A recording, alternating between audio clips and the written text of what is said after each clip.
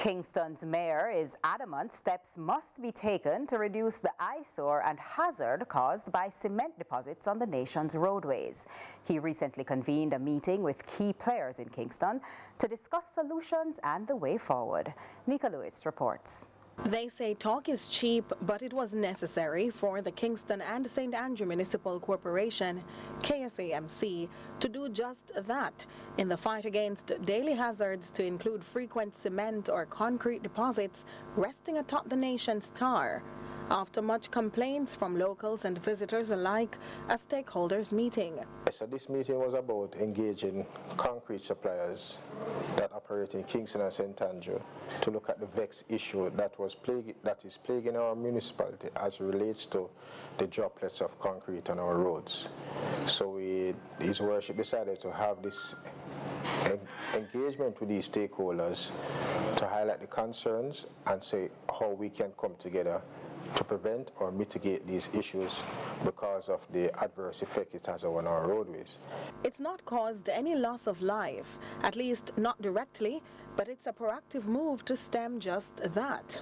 Because of the unevenness of our roadways, it can damage vehicles, and sometimes because of the unevenness of our roadways, it can even cause collisions. The mayor assures outside of their efforts, the National Works Agency, the NWA, has been working out a plan to include bonds in addressing the issue. This, as he explains, there are no laws or penalties to be applied for such spillage.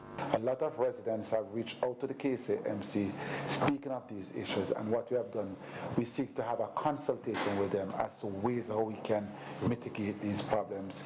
There are some proposals that are put on the table, and the city engineer will be documenting them. We will be sending them to these companies for them to have to sign off on these what we have agreed to, or they can also make any recommendation.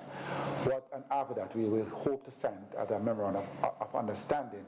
And we have also said to the team that we will certainly include NEPA, because NEPA is the one who grant them their license. So we will certainly share this information with NEPA.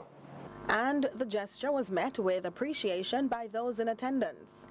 It's quite fruitful, and I appreciate the correspondence, the mere fact that you guys invited us and not taking that heavy-handed approach, but to have a dialogue.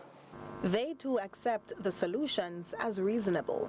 It's just some simple things that needs to be put in place.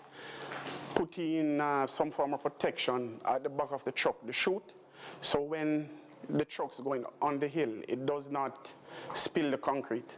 And yes, training for the drivers and continuous certification, that would also help in the process. But all along, you're pleased with the meeting? Very pleased with the outcome. Neika Lewis, CVM News.